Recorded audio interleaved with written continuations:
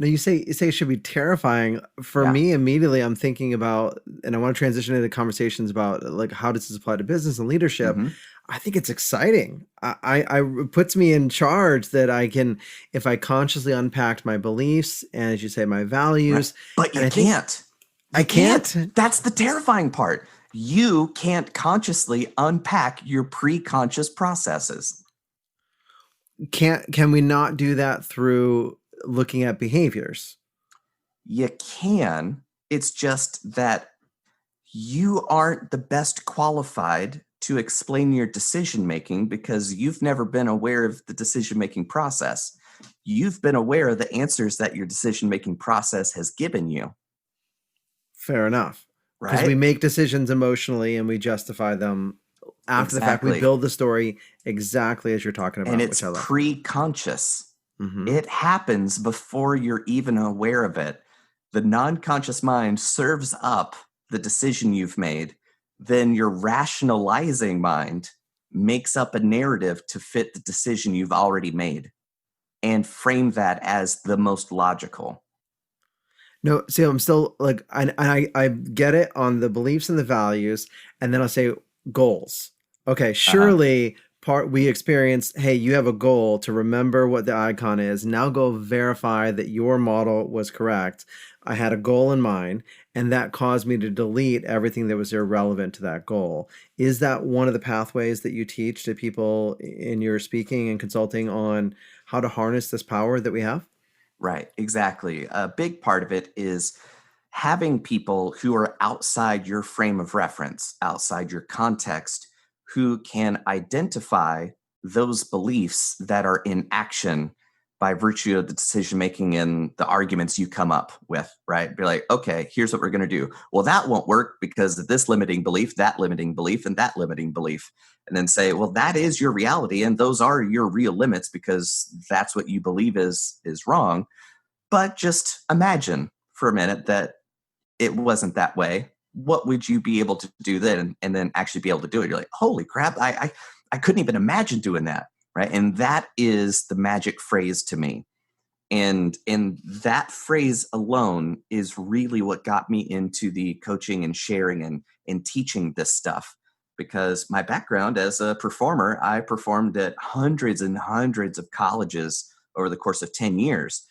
And after the show, I'd have a line of college students, 45 minutes long, signing autographs and signing posters and stuff, right? And then, man, I can't even imagine doing what you do, is the most common thing I heard. And I realized that they mean it in two ways. The Hmm. first one is very direct. Ah, I can't even imagine how you do those mind reading tricks. Are you sure you're not psychic? Yes, I'm Mm-hmm. sure I'm not psychic.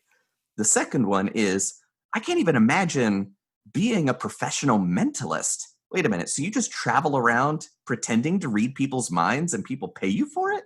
Like, is that a job? Like, did you go to college for this? No, there is no college for this. I dreamt it up. I put time into learning this skill, and the skill is its certificate, right? So they're going to college. Hell, I went to college.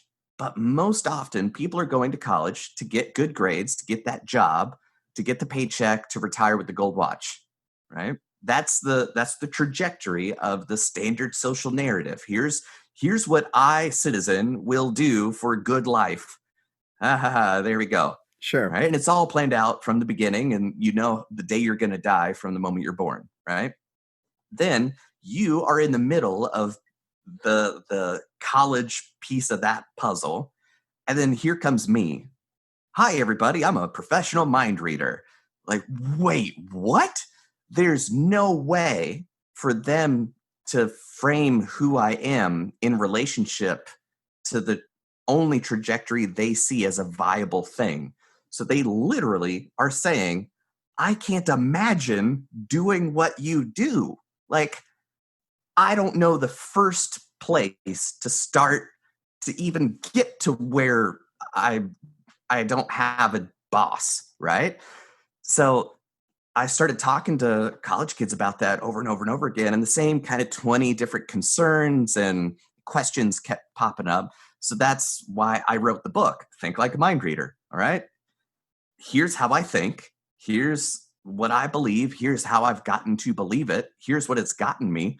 I grew up in a single wide trailer in a trailer park in the mountains of North Carolina on a dirt road. Like there wasn't even pavement, right? It's like that's how I grew up. My dad worked 14-hour days at a factory. My mom, secretary at a lawyer's office. They weren't rich. There was some, well, is it gas or lunch money day? Right? Like that's my pedigree. And now I travel the world and I get paid to think weird stuff. Like, how in the world do you get there? So that's that. I was like, well, I could do one-on-one coaching. Well, that's going to be really expensive for them because my time is the most valuable thing that I have, because time is the lead that your creativity can transmute through alchemy into value, right? So, what's the best way for me to spend my time to help as many people as possible? Okay, I've got to write a book about all this stuff. And then the book comes out, and then people go, hey, would you come speak to our group about all this stuff? This stuff's fascinating. So that was kind of how I made the transition from Vegas performer, entertaining the troops overseas, that life into kind of, okay, here's behind the scenes. Here's all the psychology and mindset work that I've gone through myself to go from being a super shy kid who's very intensely introverted to learning outgoing behaviors and learning how to connect with strangers, which is the most valuable skill you could ever learn, ever, right? So that was the transition between performer and entertainer to teaching people the kind of meta patterns of thought and behavior behind the skills of the kind of direct one-to-one. I'm a performer, I say this and this happens. It's more interesting to me to think about the why that's even possible in the first place, right? So fundamental cognition and orienting to reality and the whole 9 yards. What Yeah. does it mean to you when you do presentations these days or work with leadership teams on getting them to think like a mind reader? And some of them, they don't want to necessarily get up and perform like you do. What does that mean to them on a day-to-day basis? It means that I always like to ask people, okay, if you could actually read minds, what part of your life would be better? What benefit do you want out of like being able to actually read people's minds? If you could, even though you can't, right? That is what learning to think like a mind reader can get you without having to be psychic. Because let's work backwards. Great business is the result of competence and the ability to communicate that value to a marketplace. So it's communication skills that you're building a relationship with your leads, with your current customers and clients, and converting them into raving fans, right? So your relationships to your clients, to your leads, to your employees, to your resources, to the challenges, to yourself, relationships are the most powerful force in all of our lives. Communication skills are the upper governor of the quality of those relationships. So if you can't communicate well, you're not going to have that great of relationships, right? Communication skills are a function of how well you can deliver information in a way that the hearer will understand what it is that you're saying. And so communication isn't just saying a whole bunch of words, it's being able to understand the person I'm talking with hears things this way. So I will put what I'm saying in terms they will understand to be more adept at facilitating that connection. That is more effective at building good relationships than demanding other people speak your language, Totally. right? So it's kind of the difference between that American caricature of traveling abroad and be like, you guys should learn to speak English. It's like, well, you're their country now, right? So Yeah. So the more languages I speak, the more people I can connect with, the more valuable my relationships are. So learning to think like a mind reader is to really truly understand how everybody on planet Earth thinks, because this is pre cultural. This is fundamental human software, right?